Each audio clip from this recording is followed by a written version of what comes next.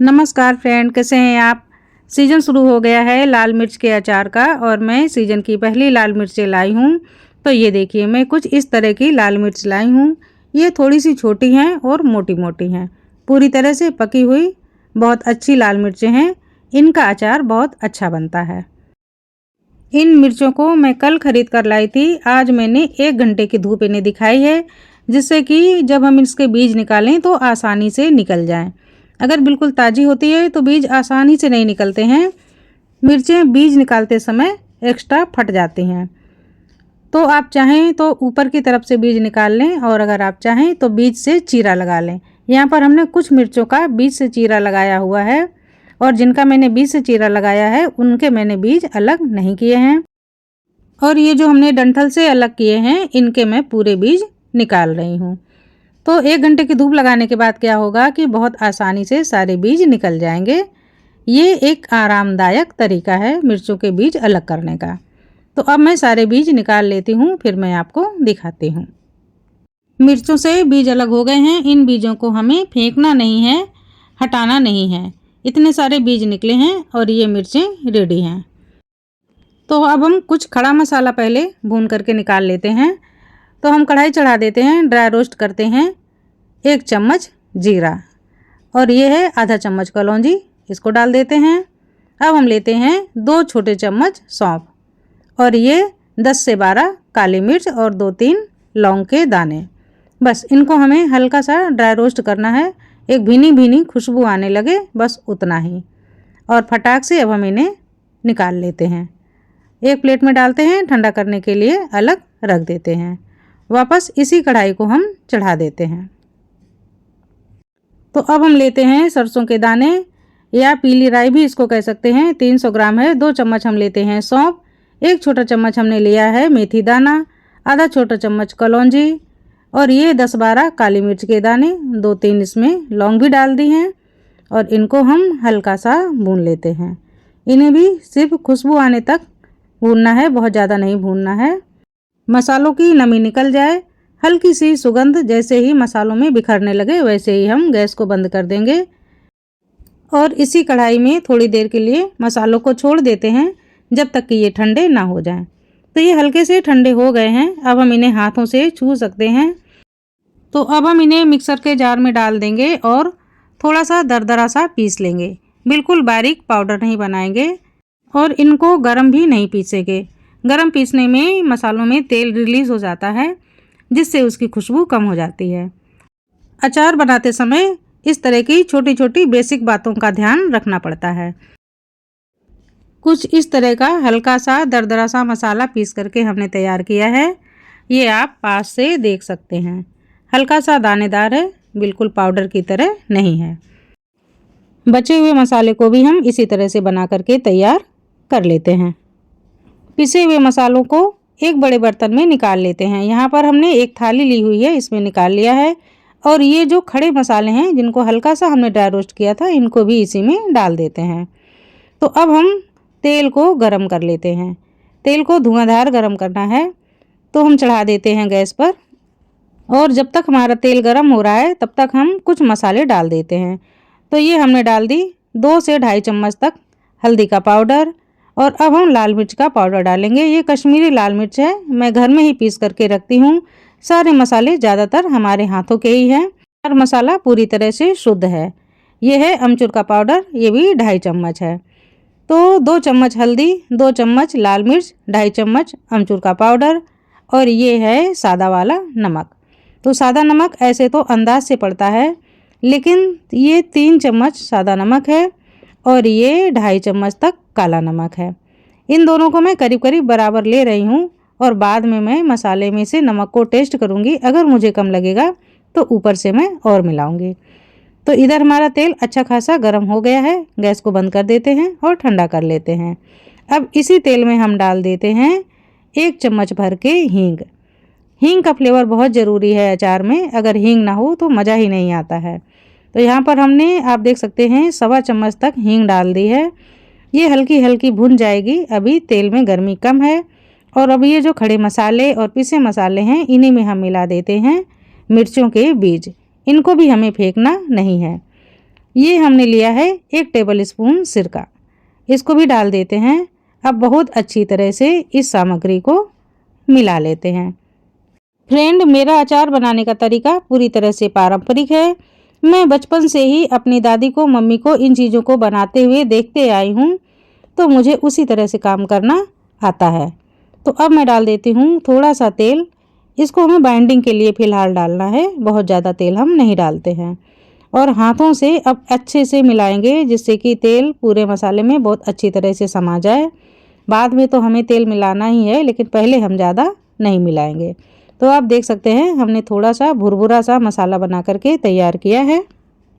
तो इस स्टेज पर अब हम नमक को टेस्ट कर लेते हैं। मुझे नमक अभी थोड़ा सा कम लग रहा है, क्योंकि अचार में खुला ही नमक डाला जाता है। ये जो मिर्चें हैं, ये ऊपर साइड की जो डंठल हैं उनकी मिर्चें हैं। कटिंग की मिर्चें जो निकली हैं, इनको हमने वापस पीस लिया है। और ये जो अचार का मसाला है, इसी में हम पिसी हुई मिर्चें भी मिला देते हैं। और अब बहुत अच्छे से सभी को एक जैसा कर लेते हैं। तो ये देखिए, मिला करके हमने मसाला को तैयार कर लिया है। मुझे मसाले में नमक हल्का सा कम लग रहा है, तो अब मैं नमक वापस फिर से बढ़ा देती हूँ। तो मैं थोड़ा सा काला नमक डाल रही हूँ, थोड़ा सा सादा नमक डाल रही हूँ, आधा आधा चम्मच है। और आधा चम्मच तक ही हमने लाल मिर्च का पाउडर भी डाल दिया है। तो अब मसाले में नमक, मिर्च सब कुछ बिल्कुल बराबर है, अच्छी तरह से मिला लेते हैं। अब हम मिर्चों को भरना शुरू करते हैं। हल्का सा भुरभुरा मसाला हमने इसीलिए रखा है, जिससे कि मिर्चों के अंदर बहुत अच्छी तरह से चला जाए। प्रेस करने के लिए आप किसी भी पॉइंट का सहारा ले सकते हैं, सिलाई वगैरह का ले सकते हैं।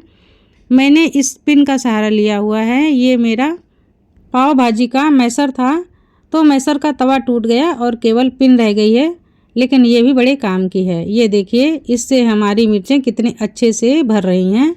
अच्छे से दबा दबा कर मैं मिर्चों को भर लेती हूँ। तो ये देखिए, इस तरह से हमने मिर्च को भर करके तैयार कर लिया है। बाकी मिर्चों को भी मुझे इसी तरह से भरना है।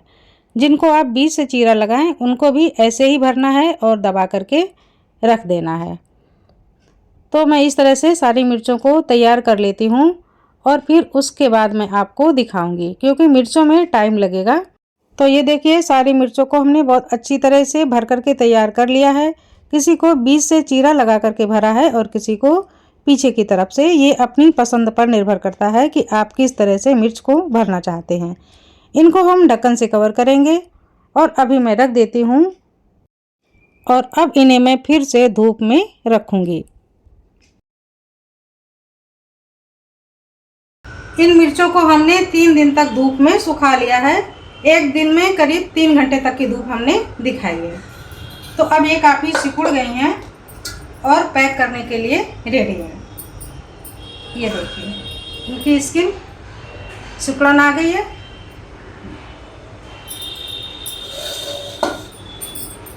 तो मिर्चें तैयार हैं। इसके लिए हम क्या करेंगे, कांच का या प्लास्टिक का या चीनी मिट्टी का कोई भी सूखा साफ बर्तन लेंगे। तो ये हमारा बर्तन है अचार का।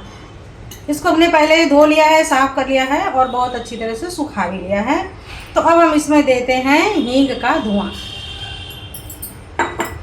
और फ्रेंड, ये अचार मैं ऑर्डर वाला बना रही हूँ, बाद में मैं इससे ऑर्डर के लिए पैक करूँगी। ये है दालचीनी का टुकड़ा। कोयला अगर नहीं है तो इसका इस्तेमाल कर सकते हैं। तो चलिए, इसको अभी हम जला लेते हैं। इस तरह से हमने गैस पर रख दिया है दालचीनी का टुकड़ा, कोयले की तरह जला लिया है। अब मैं इसको एक कटोरी में निकाल लेती हूँ।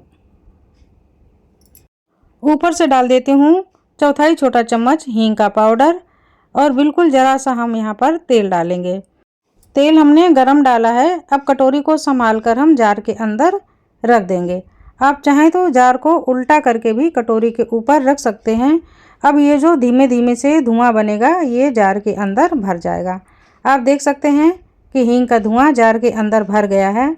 तो अब हम कटोरी को जार से निकाल लेते हैं। अब जार में हींग की खुशबू आ गई है और नमी भी दूर हो गई है। और ये जो दालचीनी के साइड का तेल है हींग वाला, इसको हम जार में डाल देंगे, क्योंकि ये मसाले का ही तेल है। तो चलिए अब हम इसमें डालते हैं मिर्चें। एक एक करके सारी मिर्चों को हम अच्छे से रखते जाएंगे और थोड़ा सा दबा दबा करके ही रखेंगे। इस तरह से पूरा जार हमें भर लेना है, ज़्यादा गैप नहीं रखना है, अच्छे से दबा दबा करके मिर्चों को भरना है। फ्रेंड, इस अचार को आप पूरे साल तक स्टोर कर सकते हैं, बिल्कुल भी ख़राब नहीं होगा, ना ही इसका कलर चेंज होगा, ना ही इसके स्वाद में कोई परिवर्तन होगा। इसमें हमने धनिया का यूज़ नहीं किया है, तो निश्चिंत होकर 1 साल तक के लिए आप इसको रख सकते हैं। अगर कभी आपको मौका मिले बीच में तो आप धूप भी दिखा दीजिए, तो अचार की लाइफ थोड़ी और बढ़ जाएगी। बचा हुआ जो मसाला है इसको आप ऊपर डाल दीजिए।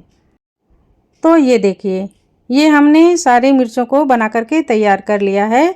अब इसमें जाएगा तेल।